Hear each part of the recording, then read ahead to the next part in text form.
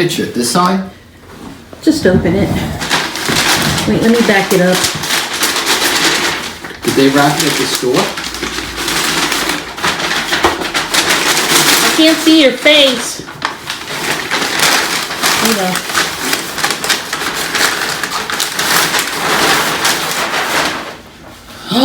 Oh my fucking God. This is gorgeous.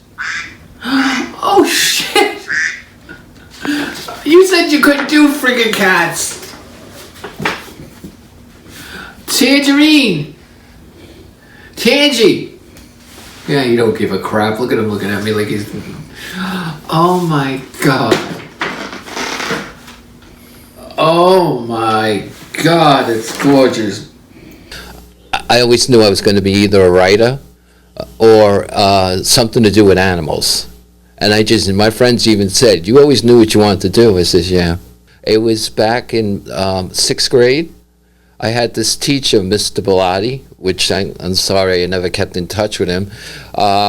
He wanted us, the class, to write a little short story. 6th grade, nothing great, and draw pictures with it and make like a little book.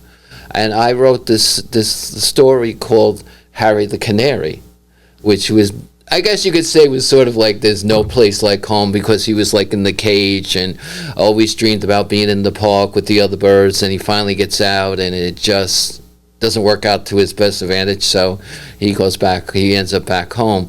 It's sort of like maybe the Wizard of Oz influenced me. It's like, there's no place like home, basically. I was the only one in the class that I couldn't believe it, I got a standing ovation from all the kids.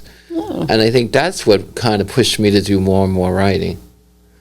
So going forward to like high school, and then when you got out of high school, what was like your first real writing piece you felt that you've done? I used to just write, and it's weird stuff. I remember writing a piece about, I guess this is not going to surprise you, about cats going around killing people. Oh, wow. Yeah. So what was the inspiration for that? I have no idea. But one of my inspirations, I'll be honest with you, was the Twilight Zone. Yeah. I grew up on that. I loved that, those kind of stuff, fantasies, imaginary worlds. I explained how I wrote back then. It was like Barbie doll. It went... You wrote, I go over here, I do this, like a little girl moving a Barbie doll around, right. And that's what it was more like. It wasn't as sophisticated. Oh, definitely not. Yeah. I sat there for 2 days straight, wrote this soap opera, which I never finished, but I still have the whole thing in the book. It's like, oh my God.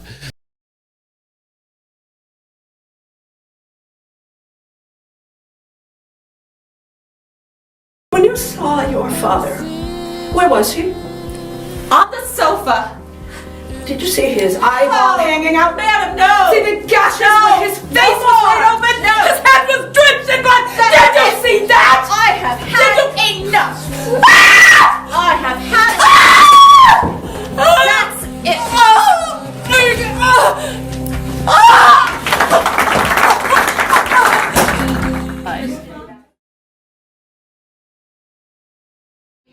That's it! He's gonna kill me! I can't kill you until after Sunday. And I'm also gonna be sharing. You can do a double night. Kimbra! He's gonna kill me!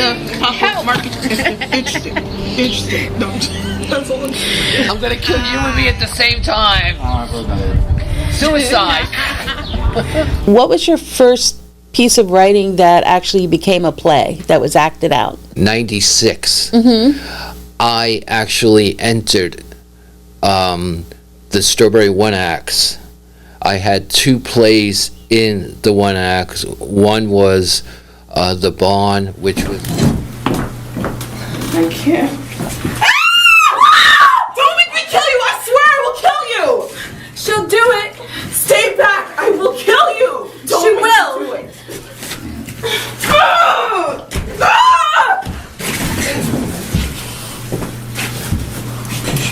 Barry?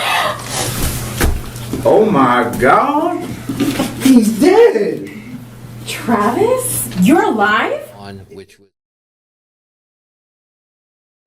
Which was a joke on the joke it ends up the two girls end up killing, which we've done before with you. I've done with you. Swing. I did swing. Some guy loved my work, and he did swing. She did swing, and actually, I won that year. The Sterling X swing. Yeah, whether you like it or not. What is your problem? Okay? Here. Now, Juliet is one hot lady, so I'll trade you. You can't have my wife. Oh, yeah? Why not? Oh, I see. You want me. I gotta just tell you, I don't usually go that way, but you guys seem like so good. Honey, stop it. I don't think they know the real reason why we're here. Well, they answered the ad. I mean, you guys answered the ad about swinging. Yeah, swinging with the bands. Glenn Miller, Benny Goodman, Andrews Sisters. What are you talking about? What are they talking about, Glenn Miller? Who in the hell is Glenn Miller? Honey, swing was also known as the big bands era. My parents always listened to that. Holy shit. See, you mean to tell me that you guys thought that we were coming over to listen to your old fogey music? Yeah, I don't think so. It's good. You ever watch Archie Bunker? Of course. Okay, there was an episode where Archie Bunker invited this couple over, I don't know, for drink, for dinner or whatever, and it ended up they were swingers. Oh. I don't know if okay. you remember that episode. I kind of do, but yeah. What happened was I took that idea and took it further, as you know, with Yes. the comedy of swing. It's about an older couple one inviting another couple over to go swing dancing. Right. And the younger couple is looking for swingers. Warning you to stop. The mouse ran off the clock. I'm warning you to stop now. Down, he run, hickory dickory dock. Hickory dickory dock. The mouse ran off the clock. Yes. Oh, what's wrong with you? This is your daughter. She needs to be taught to respect my wishes. When I say stop, she should stop. She doesn't stop the minute you tell her to stop. You beat her with that wooden spoon. Bessie came in handy a lot in the early years. Say hello to Bessie. She misses you, Ivy Rose.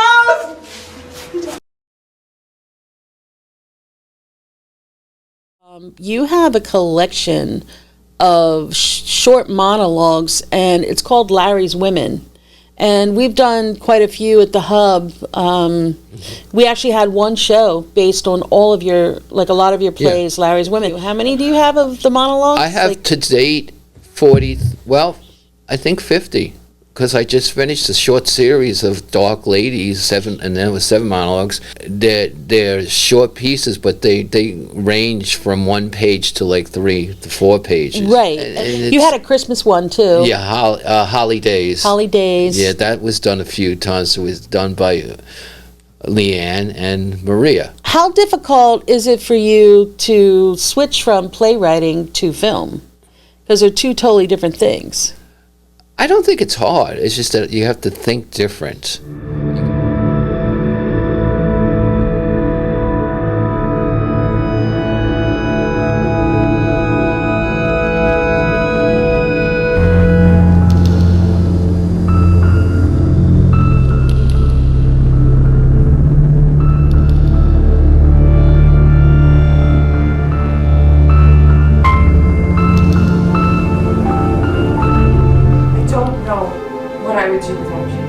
You do her a favor.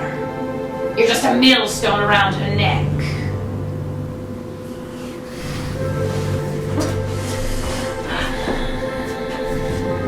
You said you had something you wanted to tell me.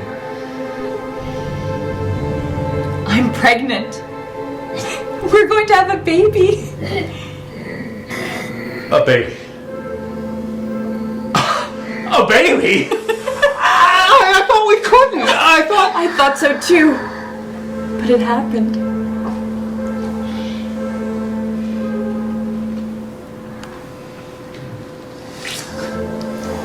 I'm going to need you to get well and be strong for our child. You'll be a stand-up father. You raising a kid? Oh, that's a joke. What's the matter? Do you need another pill? Her answer to everything is a pill. I'm fine.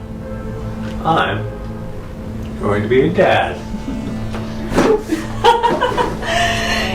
You came up with doing a style of tarot readings using animals. Tell us about that, because you did a reading for me and I thought it was pretty interesting. Well, it isn't my style. It's they're called medicine cards. Okay. And they deal with nature and animals and stuff, and they all mean different things. But I innately connected to that, and I actually pretty much, could look at you with your permission. You never just blurt out things. And if you would ask me, what do I see? I usually see animal around you. That usually what's going on. It's basically just letting you know this is what I feel's around or what you need to do. Yeah, recently you told me that a horse was around me or something. Yeah, So what does the horse mean? Because I thought I'm like a horse. Yeah, and I also bought you a horse. You did? Not a real horse, people, a statue. It's about safe movement and power. Mm-hmm. About going from your projects, right? Because you're doing more projects than I'm doing. Every time I turn around, you're doing something else. Yeah. But so it's basically about moving through your life a lot easier, and knowing you have the power when you don't. I don't know if this is one of your animals, but I keep seeing the deer around you. And What does that mean? That's about gentleness and being gentle to yourself. And that could be, take care of yourself better. That could mean a lot to me, like taking care of myself better. Yeah. But you mentioned deer. I'm writing about a short story about a deer hunter. Right. But that's not a take care of yourself story. No, I know that, but that's a writing. But we're not talking about the story. We all have imaginations. I mean, some of the things I write about is like scary. They say it only happens in the movies. You know what? It happens in real life. Most of this stuff that people think only happened in the movies. Because where do you think the person who's writing this got it from? Right. It's their life. It's either life or someone else's life that they know about. Yeah, and I'm always fascinated because it seems like people are drawn towards the cruelty of life and not the comedy of life. Yeah. And a lot of stuff that's written is like about that. Yeah, it's the good is boring. Let's be bad. You could do 150 million good things, but it's the one thing you do wrong everybody keeps reminding you about. Yeah, and that's sad. Yeah, it's like that's really sad. It's life, yeah. But it is. It's true. It's true. Yeah. So, as a writer, I mean, you see the world differently as a creative, I should say. Like everything's sort of magnified, because I know we've had many conversations while we were out and about, and we would say, "Oh, that would be a good short story." Life's a play to me. Everybody says life's a play because every time I see, that'd make a good play. It's like, if I was to write everything I wanted to write, you would never see me. Because it's like amazing. I always tell people I am blessed with the fact that I am not lacking for ideas. I do get writer's block, I've gotten writer's block, but not, and it's funny, not for long terms, And how do you get out of that?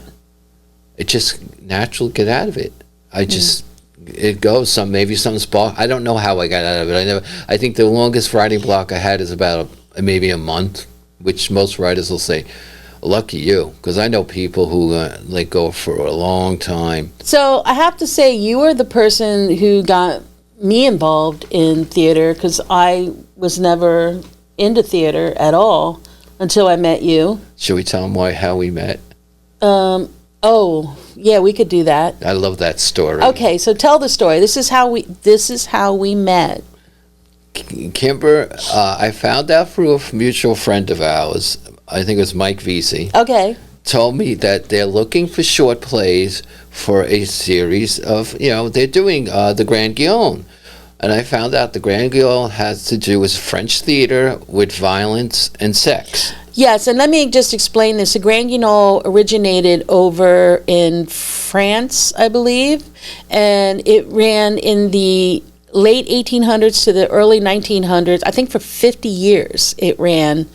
And it was the theater of horror, but it was real intense. It was run to shock. It was a shock value. So you would go and audience expected to get grossed out and shocked, in the theater itself. So we decided to do a Staten Island Grand Guignol, and when I put the call out for playwrights to write for the show. Go ahead. Yeah. I sent her a play. I looked it up and found out it had also to do with sex. So yes, it did. I sent her a play called Hot Prison Love Letters, which is a gay piece about a guy who breaks out of jail to get this guy to have sex. I sent it to her.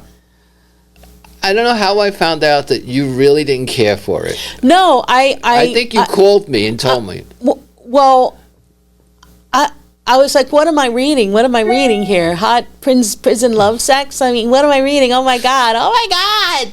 So I sent her another play. Yeah, I think. Do you got anything else? Yeah. I think I asked you that. Yeah, we sent another play, The Barn, which we've done.